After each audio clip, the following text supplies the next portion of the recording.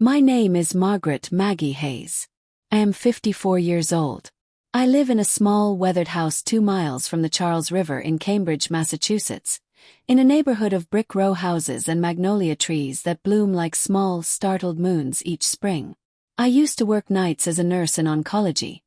I resigned 5 years ago after my back began protesting and after the last of my patients, an old man with a laugh like wind chimes, died in my arms. These days I teach a few classes at the community college. I make a habit of walking early with my neighbor's golden retriever. I have an oversized mug that says, "World's okayest mom," and I wake up most mornings with a hollow ache where a daughter's warmth used to be. Right now, hours before what should have been my daughter's wedding, I am shaking so hard my coffee sloshes onto the counter. My hands still smell faintly of lilies. The florist left a bouquet by mistake this morning, and the apartment smells like overbrewed coffee and the lemon-scented cleaner I used to convince myself I can scrub regret away. I am trying to steady myself while I read the email from Claire again, because reading it once didn't let it sink. Reading it twice didn't make it more real.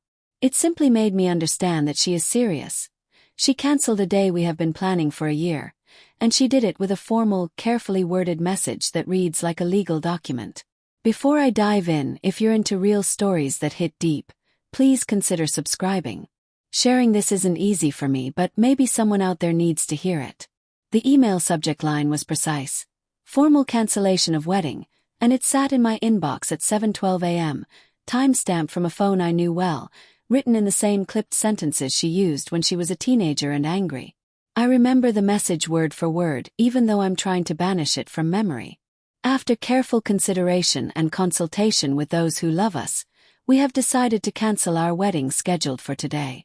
This decision is immediate and final. We regret any inconvenience and ask for privacy and understanding. Sincerely, Claire Jameson. 2 lines. No explanation. No I'm sorry. No plea. As if the word wedding were just an appointment they had to cancel. The logical part of my brain catalogued the practicalities first. Vendors, deposits, the caterer, the band. My stomach folded in on itself when I thought of the guests who would arrive and read that same terse sentence on their phones. Then the harder part, the animal part. The part of me that had waited 28 years for this moment with hands outstretched and a dress in a closet, dropped like an anchor. Sighed. The day matched my mood. The sky was a low, tired gray, the kind of New England early summer day that makes colors look washed and makes people move a little slower. The air smelled of wet pavement and a neighbor burning trash on his stoop, an oddly American summer smell that carries memory as if it belongs to everyone. My phone began to buzz. By 7:30 a.m., texts and missed calls cascaded in. Did you see Claire's email? Are you okay? Is this a joke? My younger brother, Daniel, typed 3 question marks in a row and then called. His voice already threaded with the accusation I could hear. Why didn't you know? I dressed because routine is the only thing that keeps panic from becoming a flood. I smoothed the skirt of a navy dress that used to be my important mother dress. It still fit in a way that teased me about the life I once had, the life of PTA meetings and Sunday dinners. I dabbed at my eyes until mascara smeared slightly beneath them. I left it because the blur gave me a reason to hide. The drive to the church was an exercise in secondary trauma. The GPS gave me a hovering map to the place where my daughter was supposed to stand in a gown like a promise. The stretch of Route 3 felt lined with ghosts. Traffic slowed by the kind of mundane accidents that make everyone look at their phones, and then the police tape of an accident scene that snapped like a reminder of how life can change without warning. I passed a row of wedding dresses in a boutique window, mannequins that never breathe, and for a second I imagined Claire's white dress hanging there alone like a rumor. By the time I pulled into the church parking lot, my chest felt hollow and huge like something you can hear when you hold it to the pillow. People were milling. Neighbors, florist assistants, men in pressed suits who looked like they belonged to someone else. A few guests had paper cups of bad coffee. A woman had already started to cry on her phone. I fumbled for my phone and read Claire's message once more. No signature beyond her name. The finality was a kind of violence.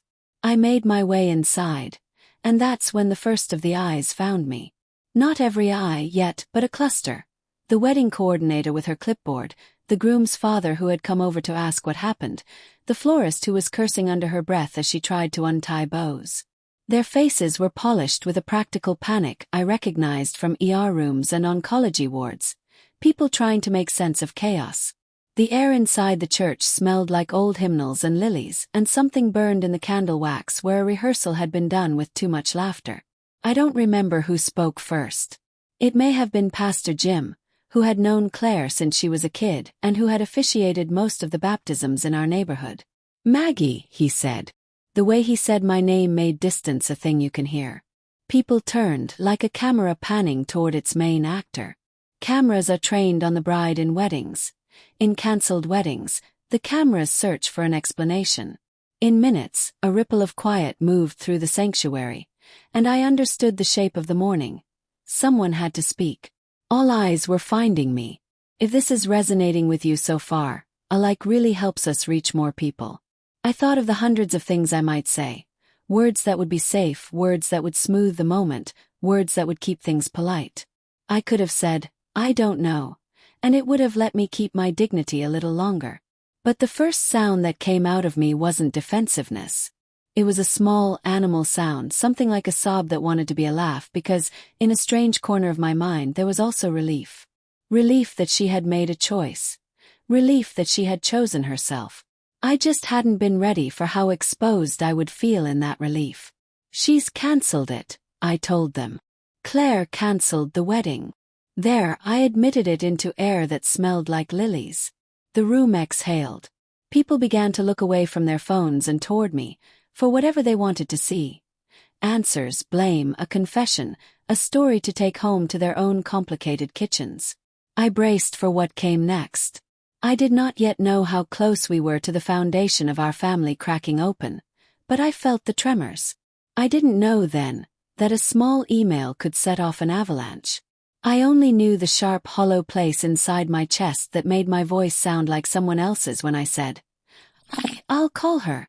I reached into my purse and found her number and tapped it like I was summoning something that had the power to break me. The line went to voicemail. "Claire, please, pick up. I'm at." The rest was a scatter of nonsense. I left a message, but I could hear from the catch in my own breath how small it sounded. People looked at me harder, waiting for the rest of the day's performance. I had an audience now, and whether I wanted to or not, I was going to have to stand. Behind the formal email, behind the two-sentence cancellation that read like a legal motion, lay an entire life of small omissions and silences. You need to know those things to understand how we arrived at a church filled with people who wanted an explanation and a daughter who wanted a timeout from herself, from obligation, from marrying into an old pattern she didn't want to inherit. The truth is complicated and crooked like roots under a lawn. It doesn't make a straight line to forgiveness, but it is where every decision we made began. Claire was born in a bitter January that carved the city into small islands of cold. She arrived with a head full of dark curls and a stubbornness in her jaw that used to annoy the nurses with their polite reassurances. She learned early on to hold on when things slipped. I remember feeding her in the dim kitchen of our first apartment, a radiator hissing like a tired animal, and thinking she'd always be small enough to tuck into my arms. But life has a way of rearranging who holds who. Her father, Daniel's friend, Tom Jameson, left when Claire was 7. The breakup wasn't sudden. It was a long unraveling of dinners eaten in different rooms, of promises whispered into pillows and then into emptiness. The last night he was in our house, he left with a suitcase and a look like he had been given a map he hadn't asked for. He told Claire it wasn't her fault. He told me, with cigarette smoke in his teeth, that he needed time. He never came back. The police reports are a mess of late-night calls and the sort of official language that tries to tidy the messy. What I remember are the little things. Claire's school report that said "quiet" in the box where teachers like to write "shy" or "creative." The way she learned to hold an elbow in public as if it were a lifeline. I milked certain stories into heroic versions of myself for years. The single mother who worked nights and put herself through community college. The woman who never let Claire go without piano lessons and a trip to the ocean once a year. But there's a softer shame I have to name. When Claire was 15, a boy in her class, older by a few years, a known troublemaker, began to show up in ways that made the skin on the back of my neck crawl. She came home smelling like his smoke and with lipstick on her collar. One afternoon I found his phone ringing on our kitchen table. There was a photo of them together at a party and a message that made my mouth go dry. I didn't handle it right. I can trace back every moment like a forensic investigator and see where I turned away. I told her to get rid of his number. I told her she was too young. I told her to sleep, and maybe if she woke with a clear head, disappointment would seem smaller. I should have called his parents, should have known where she was. Instead, I left my daughter to make her own decisions in the dark, assuming a conversation could wait until morning. There were nights I called the police. There were afternoons I sat in my car in a McDonald's parking lot, watching the place's teenagers congregated like I was looking for an escaped animal. There were things I did that I can justify, checking lock times on our door, walking her home when I could, but for every action there were two excuses. I wanted to fix it without admitting, even to myself, how scared I was. If I had said it out loud, if I had told someone, anyone, how much danger I feared, my life might have rearranged differently. But silence is easy to cradle. Becomes a habit. I held the silence like a fragile heirloom. I am not an unfeeling monster. I have nightmares about the nights when Claire should have been at a rehearsal dinner or a sleepover and instead wandered home at 2 a.m. Her eyes too glazed to be just tired. I remember the night I found mud on her shoes and an answer to "Where were you?" that sounded like escaping teeth hitting air. I remember thinking, I'll handle this. I'll protect her, while my hands shook in the dark. The real shame is not the fear. It's the ways I told myself fear was not enough of a reason to wake the house and call someone. I convinced myself that if I interrupted everything I loved, my job, my stability, we would all pay for it. So I let things fester, and in letting them, I hardened the part of Claire that had to be her own rescuer. There were other cracks I helped widen. After Tom left, I started drinking more to smooth edges I couldn't otherwise dull. Work dragged me into the night. I was civil and efficient at the hospital, morphine and monitors ticking off the hours. At home, I poured myself wine and watched the clock until Claire was in bed, and then I would slide into a silent TV show and let my shoulders loosen. The first time she caught me with a bottle, she laughed like someone watching a foreign film, not yet realizing the language. By the time she understood, the language had become my own. I never let alcohol break my job. I never missed a shift because of it. But I let it create a fog between me and the world, and between me and her. The thing about raising a child amid omissions is that the child becomes an expert at reading absences. Claire learned to expect me to be late for games and early to be stern. She learned to store kindness in places where she could retrieve it later. She built a map in her head of where to go when the adult lines blurred. Later she would tell me, cold with the disgust of someone naming a bruise, that she felt alone in the things that mattered. I didn't understand how much the small betrayals had stacked until they collapsed into something louder. She was a resilient, luminous person. People love resilient children because they look like hope. Claire worked hard through college, fell in and out of love with the odd luck of someone who knows how to survive, and finally at 27 met Michael. He was quiet and gentle, and the sort of man whose calm reads like an answer in a noisy room. For a while he was bomb. They dated for 3 years. He proposed on a fall afternoon on the Cambridge Common beneath a maple that dropped leaves like confetti. I cried then, public tears that felt like a benediction. I repaired little things that felt broken and tried to be the mother I wanted to be. Our relationship had been brittle for a long time, like an old pane of glass. We had holidays that were more obligation than joy. There were long silences across birthday cakes. There were phone calls that ended too abruptly. We progressed into polite niceties, and I clung to the idea that not everything had to be a fight to be real. I thought the weddings would be the stitching, a chance to make a public new page. But Claire had kept much of her fear private. The email that cancelled the wedding was the first time she set a boundary so cleanly I could barely see how to cross it back. When she called me the night before, in a voice that vibrated with a mix of grief and resolve, she said, "Mom, I need you to hear me." I can't walk down that aisle feeling like I haven't dealt with what happened. I can't start a life with someone when there are doors I haven't opened. She was trying to be tender and firm at once. I heard panic and exhaustion, and behind it, a quiet rage that said she had been doing better without me than with me. She told me she'd send the email in the morning. I tried to bargain. I tried to explain. I offered to meet in a coffee shop and talk. She said no. She said she needed clean air and time to think. And then, at dawn, there it was in my phone. Formal. Final. She had leaned, as she had all her life, on an argument that makes adults squirm. If everything isn't anchored in truth, nothing can be built. I had hoped that truth could be private, that the bruises we had would be attended to in small rooms and in whispered apologies. But she didn't want whispered apologies. She wanted surfaces scraped until they bled and then cleaned. She wanted the world not to look away. She wanted that morning to press a hand to flame and see whether it burned the same. I sat in the church pew and told myself to breathe. I tried to count in my head the things I had done right. I tried to measure the distance between a mother's good intentions and the harm they had allowed. When someone in the back of the church asked me, quietly and cruelly, "Why didn't you tell us? Why didn't you do more?" I couldn't answer with the heroic version of myself. I could, for the first time in years, only answer honestly. The sanctuary filled with a murmurous, delicate indignation the way a room fills with sunlight when curtains are pulled aside slowly. People lean forward in judgment with the same curiosity they have when an accident clogs traffic. It's human to watch. Phones lifted and faces leaned in like a jury observing discomfort. I felt naked because the thing that had been between Claire and me for years had become public, not by gossip but by her hand, by her formal, tidy email.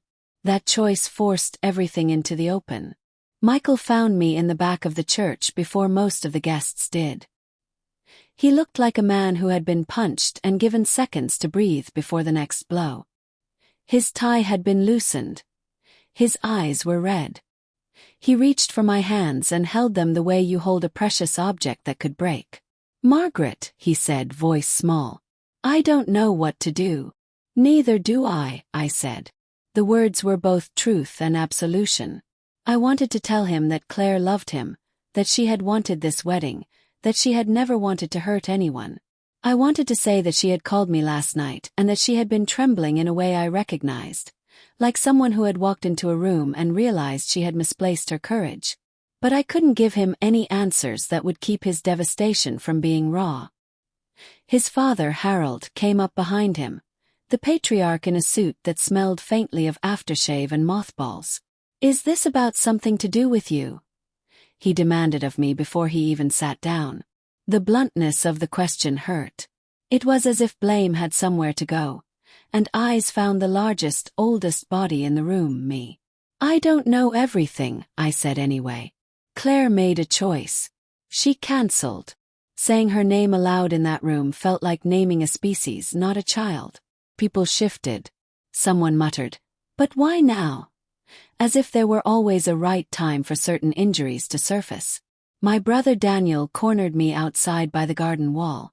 "We should have known," he said, not angry at me so much as at fate. He has always been practical, bracing himself emotionally like a man who wears a helmet to bed. "Did she say anything to you? You could have stopped this." "I tried," I told him. "I tried to be the person she needed, but I stopped because the guilt tasted like pennies in my mouth." The more I spoke, the more I felt my walls unraveling. I saw people in the reception hall folding napkins and arranging plates like nothing had happened, as if porcelain could be a talisman against the spill of truth. Then, a whisper moved through the congregation. Claire had sent more than just a cancellation. Someone showed me her email draft. It was forwarded like evidence. Under the formal "we regret to inform you" line, there was another paragraph, not meant for the broad list, but accidentally CC'd to a group. "I cannot stand in front of those who let me down.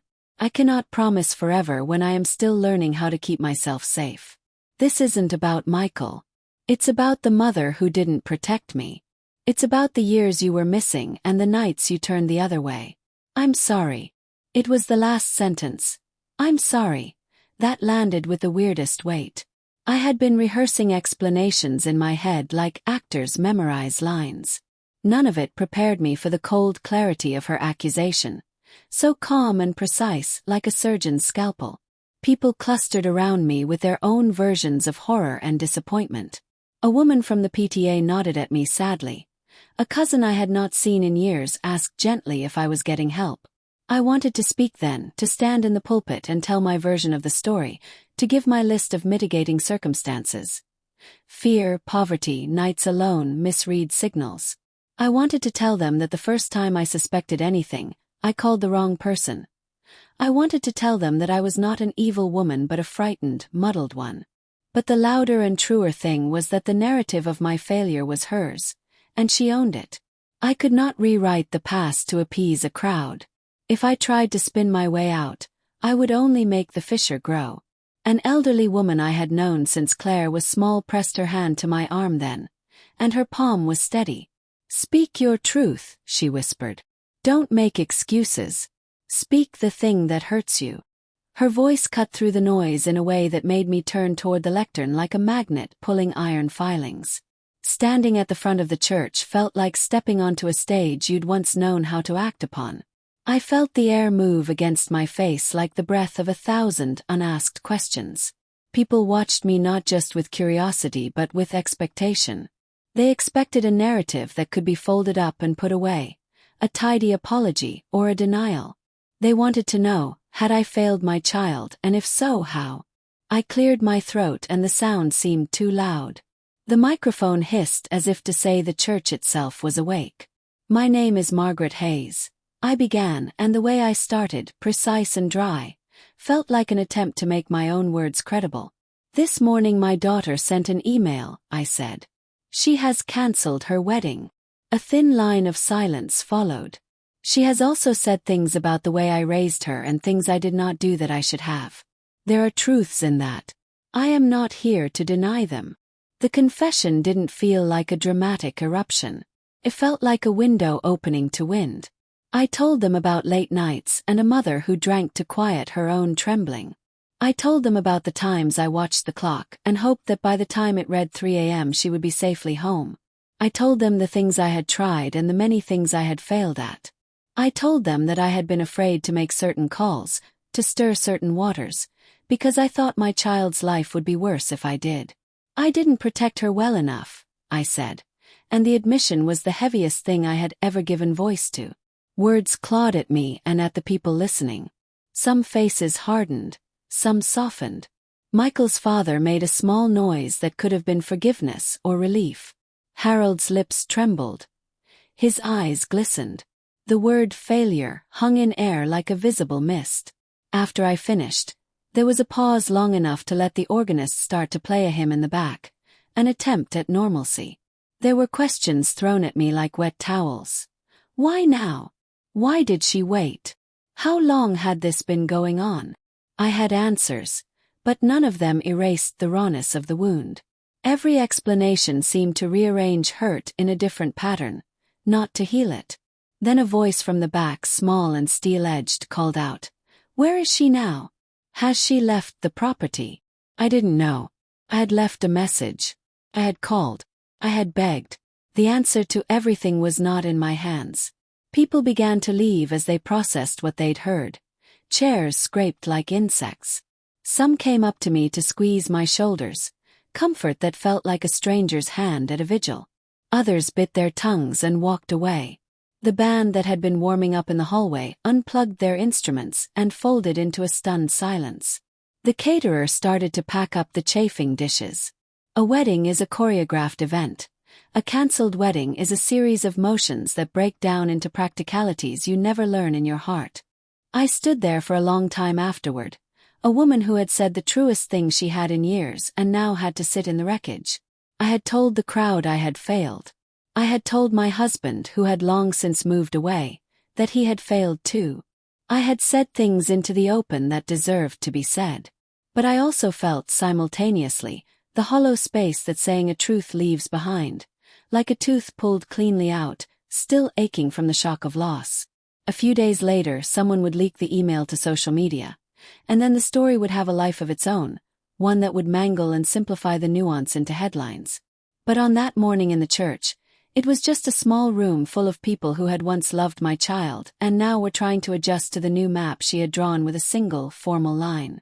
After I spoke, there was a kind of stunned silence that hung around us like fog. People had come expecting ceremony, or at least the architectural comfort of ritual, and instead they were given a raw confession. I had exposed our family's secret on a public stage. For a moment the church felt like an operating theater, and I, one of those surgeons who must show a wound before it can close. Outside the doors, the Reverend invited anyone who wanted to talk to stay for coffee. Few did. Most drifted away in clumps, friends clutching their phones, the caterers rolling carts toward vans, the florist adjusting a corsage with a kind of mechanical care born of habitual grace. I sat alone on a pew for a long time and let the church's quiet wrap around me. The echoes of my own voice retreated into the lace of the building. I felt like I had been made transparent. Then my phone buzzed. It was a text from Claire. "I'm at the waterfront," it read. "I can't do this today. I can't step into this life with this in my chest. I need space. Forgive me for everything." There was a purity to the message, a clarity that was more disorienting than a shout. It was not an appeal. It was a border drawn in permanent ink. I read it 3 times. Each time my lungs made a small, surprised sound. "Forgive me," the words flipped the ledger. All my culpability sat heavy on one side, but my daughter's hands reached across and asked for forgiveness for the subtraction she had to make in order to protect herself. The request hurt because it put me back where I started, at the mercy of the girl I had raised. Some people hugged me at the church after. Some were furious, not at Claire but at me. A man from my book club, the one who always smiled like an apology, told me in a low voice that he had known something had been off but didn't know how to ask. "We all failed her in the small ways," he said.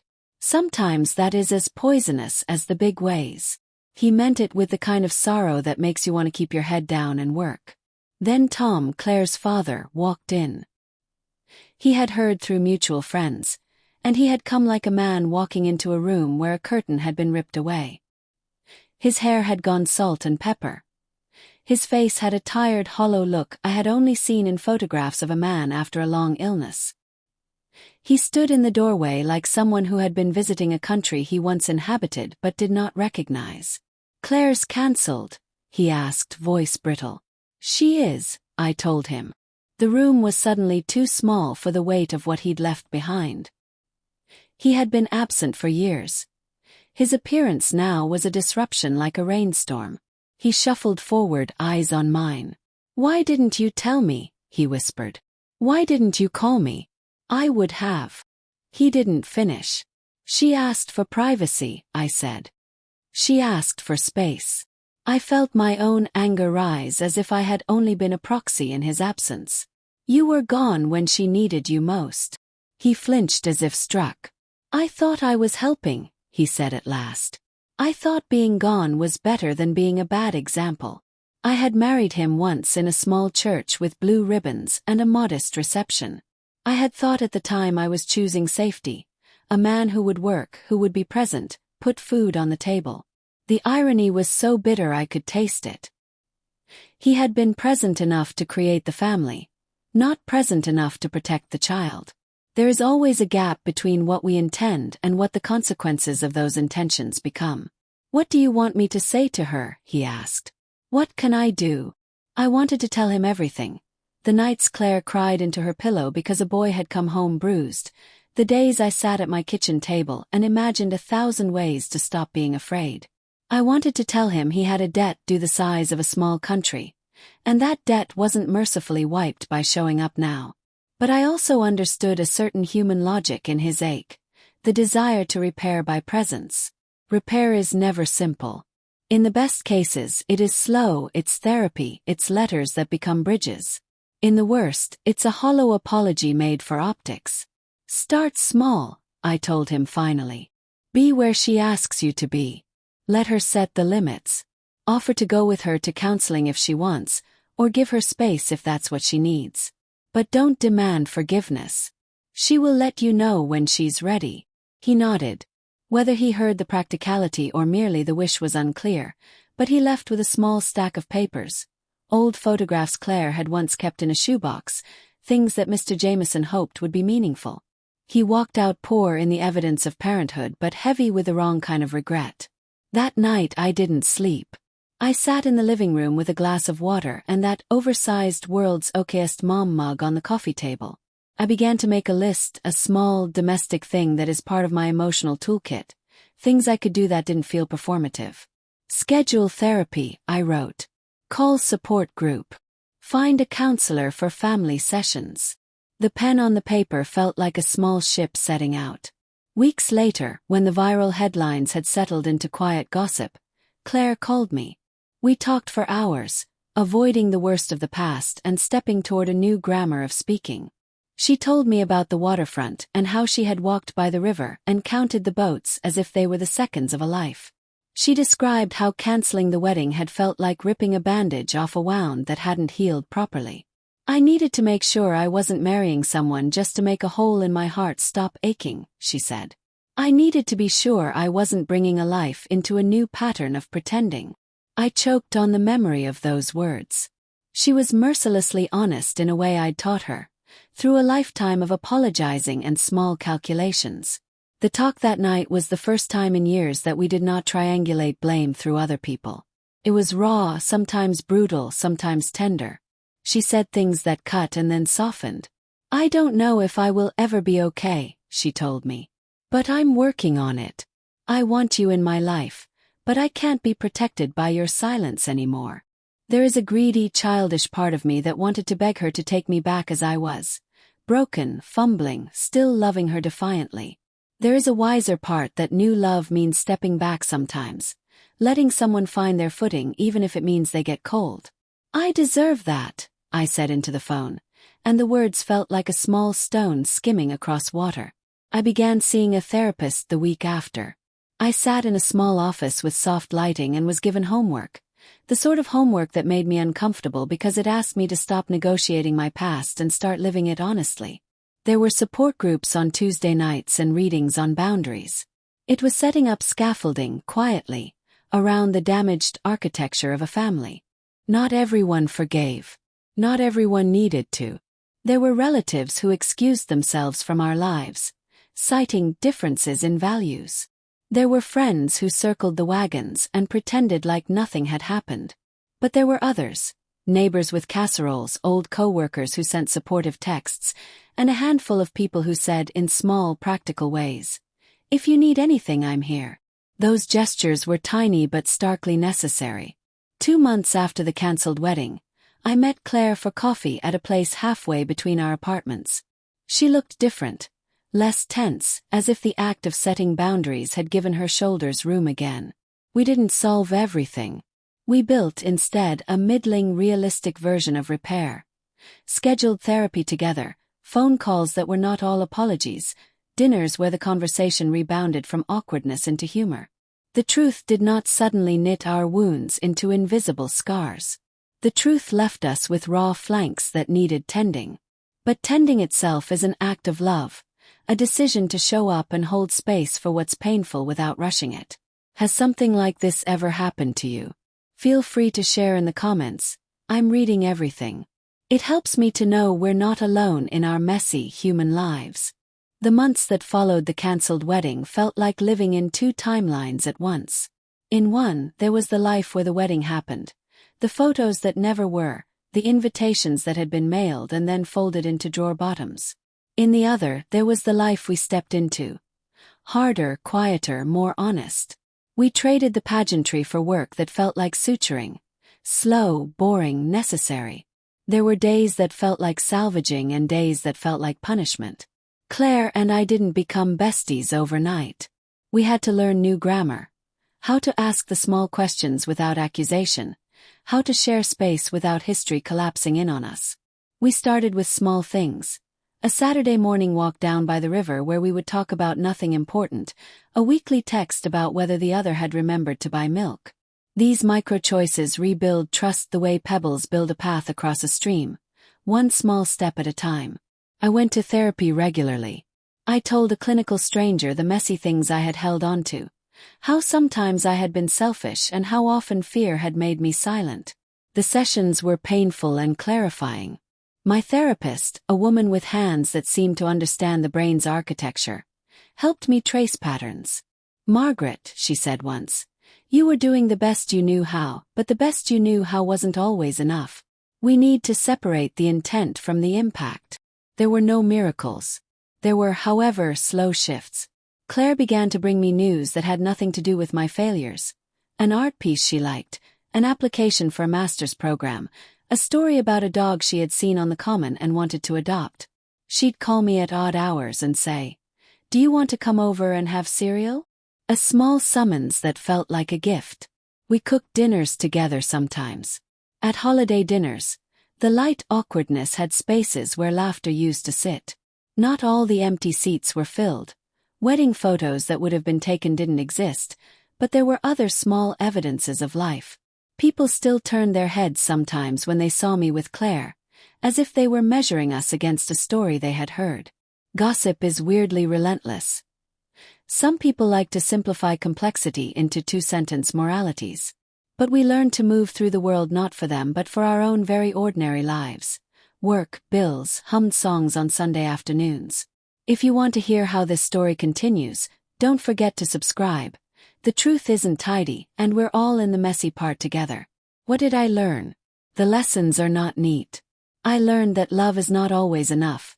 That it's necessary but not sufficient without the scaffolding of action, accountability, and sometimes the cruelty of honesty. I learned that silence can be survival, but it can also be harm. I learned to stop equating being okay with being good. I learned the hard lesson that parental love is not a shield from consequence. It's a responsibility to be vigilant. I learned that being forgiven is not the same as being absolved, and that forgiveness is sometimes a process you can only help begin. One evening, months after the cancellation, Claire and I stood on my little back porch and watched the sky go purple. She leaned her head on my shoulder. "I don't know if I'll ever want to get married," she said softly. "Maybe I will. Maybe I won't. But I'm trying to imagine a life where if I do, it's not built on people pretending everything is fine." "That's all I ever wanted," I told her. "A life where you can make whole choices." "You're trying," she said. "That's something." We stood there, two imperfect people under an indifferent sky. The truth had not erased the past. The truth had simply become a lamp we decided to keep on, however weak its bulb. I don't expect redemption as if it's a neat package I deserve. Redemption, if it comes at all, will be slow and earned and messy. But I have set myself a new practice: to answer honestly when asked, to apologize without bargaining, to be present without the need to be praised. If there is a reflection I want to leave you with, it is this. When all eyes turned to me on that wedding day, they saw a woman who was failing and a mother who had been brave enough to say so. They saw the consequences of silence and the beginning of accountability. In that awful exposure was a kind of mercy, because being seen forced me to stop performing. It made me begin to change. For those of you listening who are carrying a secret that weighs on your chest, if you are a parent, a sibling, a friend, know this. Telling the truth is terrifying, but it creates space for others to make their own choices. It will not undo harm. It will not guarantee forgiveness. But it will stop the rot that comes from pretending. If you are the one who has been hurt, remember that anger is a rightful companion on the path to safety. You have a right to choose a life that protects you. Thank you for listening. If this story touched you in some way, share it with someone who might need it. And if you've been through something like this, please consider writing and sharing. I've found so much not from the polished endings but from the messy middle where we all live.